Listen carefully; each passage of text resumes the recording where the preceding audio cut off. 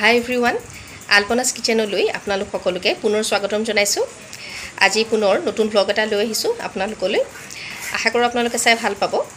আজিৰ ব্লগটো মই এটা গাৰ্ডেনিংৰ ব্লগ বনাইছো। মই সৰুসুৰা যিখিনি ঘৰত গাৰ্ডেনিং কৰিছো সেইখিনিৰে মই আজি ব্লগটো সজাইছো। কাৰণ মই ডেইলি ব্লগত যদি সেইবোৰ ভিডিও দি থাকিবলৈ হয় তেতিয়াহলে ব্লগবোৰ বহুত বেছি দীঘলীয়া হৈ যায়। সেইকাৰণে মই অলপ বেলেগকে গাৰ্ডেনিংৰ যেতিয়া মই কাম কৰিম তেতিয়া এনেকৈ মই বেলেগকৈ ব্লগ বনাম আৰু শেয়াৰ কৰিম আপোনালোকৰ লগত।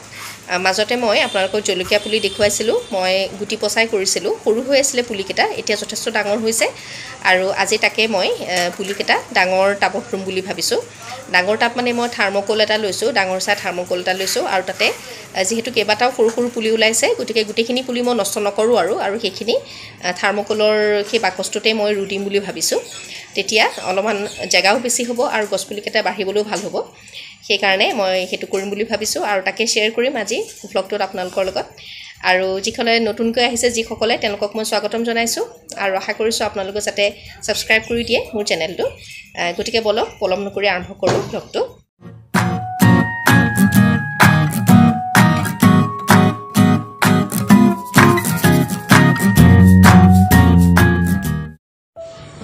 এতিয়া ওপৰলৈ আহিছো।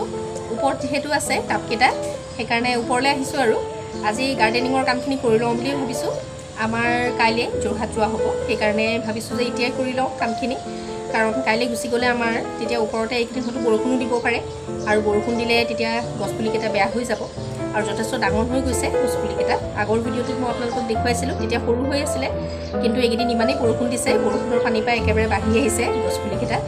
সেইকাৰণে মই ভাবিছোঁ মই ৰুই থৈয়ে যাওঁ, তেতিয়া ঘূৰি আহিলে ভাল হৈ থাকিব আৰু ভালকৈ বৰষুণ বেছিকৈ নপৰা জেগাত থ'ব লাগিব, কাৰণ নহ'লে মৰি যাব পাৰে। আৰু সেইকাৰণে আহিছোঁ আজি কামখিনি কৰোঁ বুলি। এতিয়া ৰ'দো বেছি দি থকা নাই, মোৰ অলপ কাপোৰ মেলিবলগীয়া আছিলে, সেইকাৰণে কাপোৰ মেলিলোঁ আৰু ভাবিছোঁ মই জলকীয়া পুলিকেইটা ৰুই দিওঁ। সেইকাৰণে আহিছোঁ। আহক এইফালে মই দেখুৱাওঁ, পুলিকেইটা মোৰ এইফালেহে আছে। এয়া এইকেইটা দেখিছেনে কিমান ডাঙৰ হৈ গৈছে।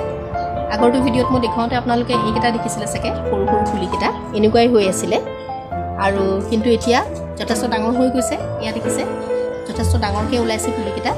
সেইকাৰণে ভাবিছোঁ এইকেইটা মই ৰুই থৈয়ে যাওঁ, কাৰণ ৰুই থৈ নগ'লে হয়তো মৰি যাব পাৰে পুলিকেইটা। মই ইমান কষ্ট কৰি যিহেতু কৰিছোঁ, এইবাৰ ভাল হৈছে। আগতেও মই এবাৰ দুবাৰ পচাইছিলোঁ কিন্তু এনেকৈ মোৰ পুলি ওলোৱা নাছিলে, কিন্তু এইবাৰ যিহেতু ছাকচেছ হ'লোঁ সেইকাৰণে ভাবিছোঁ এইবাৰ জলকীয়া পুলি হ'ব আৰু আশা কৰিছোঁ জলকীয়া পুলি হ'ব বুলি।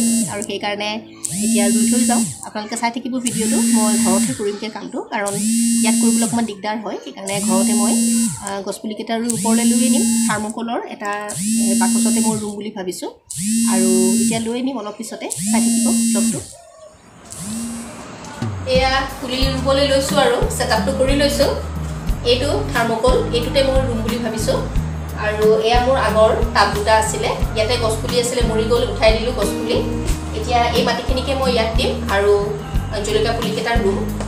আৰু এইবিলাক মই কেইটামান টুলছ কিনিছিলোঁ, এনেকুৱা গাৰ্ডেনিঙৰ টুলছ কেইটামান। সৰু এইকেইটা কামত আহে, মাটি খুচৰিবলৈ ভাল, গছপুলি ৰুবলৈও ভাল, সেইকাৰণে মই লৈছোঁ এনেকুৱা। আৰু এতিয়া মই ইয়াতে মাটি দি দিওঁ। এয়া মই কেইটামান শিলগুটি লৈছোঁ। এই থাৰ্মোকলটোৰ তলত মই ফুটা কৰি থৈছোঁ আৰু সেইফালেদি মাটিখিনি যাতে একেবাৰে ওলাই নাযায় সেইকাৰণে মই এনেকুৱা শিলগুটি ইয়াতে এনেকৈ দি দিওঁ। এয়া আৰু এটা শিলগুটি ইয়াতে ভিতৰত আছে, আপোনালোকে নাই দেখা চাগে, এয়া দেখিছেনে আগ মাৰি থোৱা আছে, ফুটা হৈ আছে, সেইকাৰণে মই শিলগুটি দি লৈছোঁ। আৰু এতিয়া মই ইয়াতে মাটিখিনি দিওঁ। চাই থাকিব, এইখিনি ভাল মাটি, এইখিনি গাৰ্ডেন চইলেই হয়। ইয়াতে ভাৰ্মি কম্পোষ্টটো মিলাই থোৱা আছে একেলগে। ভাৰ্মি কম্পোষ্ট দিলে যিহেতু ভাল হয়, গছৰ পুলি গ্ৰোথটো ভাল হয়, সেইকাৰণে ইয়াতে ভাৰ্মি কম্পোষ্টটো মিলোৱা আছে আৰু এইখিনিকে মই ব্যৱহাৰ কৰিম গছ পুলি ৰুবলৈ। এতিয়া মই দি দিছোঁ।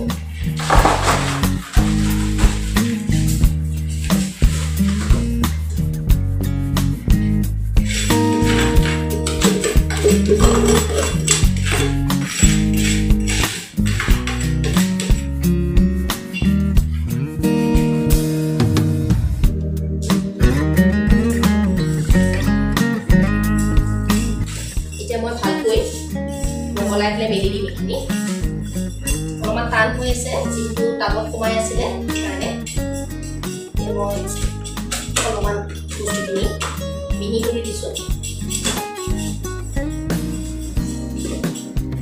ইয়াতে মোৰ মাটিৰ এটা লেয়াৰ দি হৈ গৈছে এইখিনি যিমান পাৰোঁ মই মিহি কৰি দিলোঁ এইখিনি মাটি মই ইয়াত দি দিছোঁ ক'লা মাটি হ'লে ভাল ৰঙা মাটি পৰাপক্ষত নিদিয়াই ভাল যিহেতু ৰঙা মাটি আলতীয়া হৈ যায় আৰু পিছত শিপাবোৰ চেপা মাৰি ধৰে আৰু গছজোপা মৰি যোৱাৰ সম্ভাৱনা বেছি থাকে সেইকাৰণে মই ৰঙা মাটি নাই দিয়া এই টাবটোৰ পৰা মই গোটেইখিনি দিলোঁ আৰু ইয়াতে তলৰ ফালে অলপমান ৰঙা মাটি আছে সেইকাৰণে ভাবিছোঁ এইখিনি নিদিওঁ আৰু মই আৰু অলপমান আছে ক'লা মাটি মই তাকে দিম বুলি ভাবিছোঁ এতিয়া প্ৰথমতে এটা লেয়াৰ দিলোঁ ইয়াৰ ওপৰত মই এই পুলিকেইটা ৰুই দিম আৰু তাৰপিছত তাৰ ওপৰতে আৰু এটা লেয়াৰ দি দিম গতিকে এতিয়া মই পুলিখিনি ৰুই লওঁ চাই থাকিব এতিয়া মই জলকীয়া পুলি উলিয়াই লওঁ যিকেইটা পাৰোঁ সাৱধানে উলিয়াব লাগিব নহ'লে শিপা ছিঙি গ'লে গছজোপা আৰু নাথাকিব জীয়াই নাথাকিব সেইকাৰণে শিপাৰে সৈতে সাৱধানে তুলিব লাগিব চেষ্টা কৰোঁচোন পাৰোঁনে নোৱাৰোঁ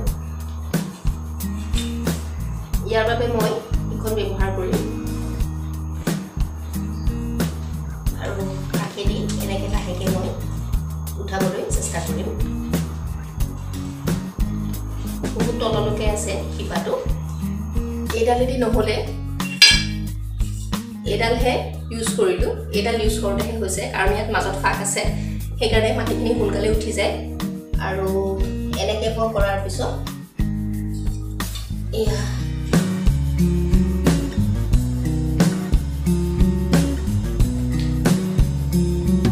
এয়া উঠি আহিছে এতিয়া মই ইয়াতে থৈছোঁ আৰু বাকীকেইটা পুলিও মই একেধৰণে উলিয়াই লওঁ এয়া মই শেষৰটো পুলি উঠাইছোঁ এয়া মাটিৰে সৈতে শিপাও আছে এনেকৈ উঠাই লৈছোঁ গোটেইখিনি পুলি মই উঠাই দিলোঁ আৰু এই ডাঙৰ এইটোতে মই ৰুই দিলে তেতিয়া ভাল হ'ব সৰুটোত থকাতকৈ ডাঙৰটো দি দিলে ভাল তেতিয়া সোনকালে ডাঙৰ হ'ব সেইকাৰণে মই গোটেইখিনি উঠাই লৈছোঁ আৰু এতিয়া মই এইখিনি ইয়াতে ৰুই দিম এনেকৈ কাষতে থৈ দিছোঁ এনেকৈ মাজডোখৰতে এটা এটা গাঁত কৰি লওঁ যাতে মই পুলিকেইটা ৰুব পাৰোঁ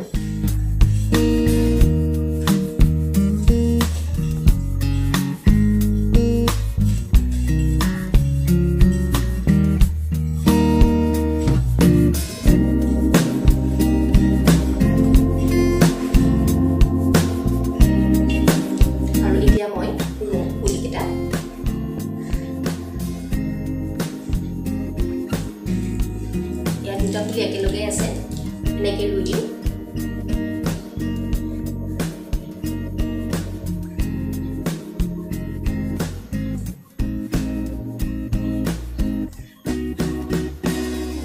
সাৱধানে বেলেগ কৰি লৈছোঁ এটা এটা গাঁতত এটা এটা পুলি দিম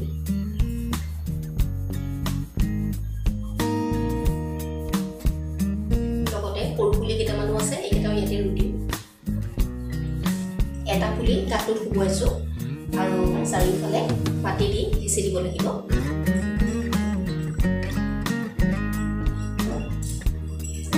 এনেদৰে মাটি দি অলপ অলপকৈ এনেকৈ হেঁচি দিছোঁ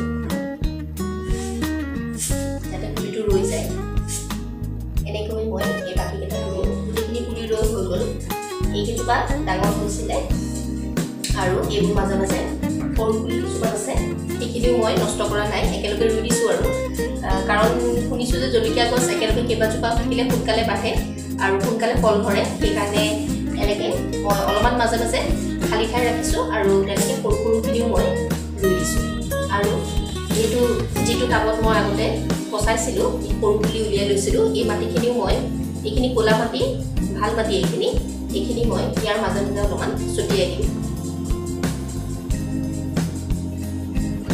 বেছি নিদিওঁ অলপ অলপ মই ইয়াৰ লগতে মিহলি কৰি দিওঁ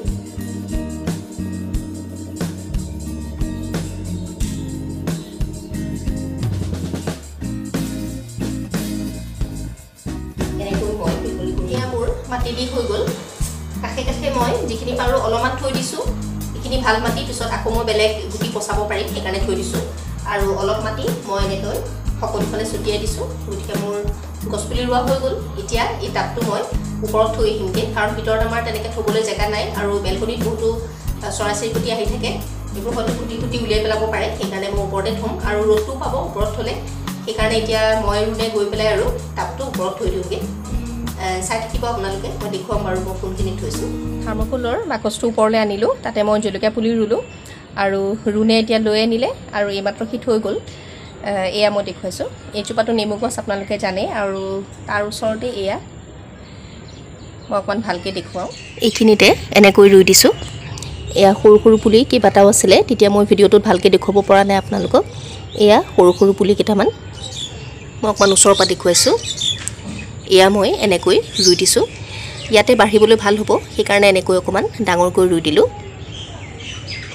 নেমুৰ নিচিনাকৈ জলকীয়া পুলিকেইটা হ'লেও ভাল লাগিব আৰু তেতিয়া ঘৰৰে জলকীয়া খাব পাৰিম আৰু সৰু সুৰা এনেকৈ চেষ্টা কৰি থাকিম কি কৰিব পাৰোঁ, পাচলি আৰু কিবা কিবি কৰিব পাৰোঁ নেকি চেষ্টা কৰিব লাগিব। এতিয়া মই ভাবিছোঁ বিলাহী গছ কৰিবলৈ মই চেষ্টা কৰিম।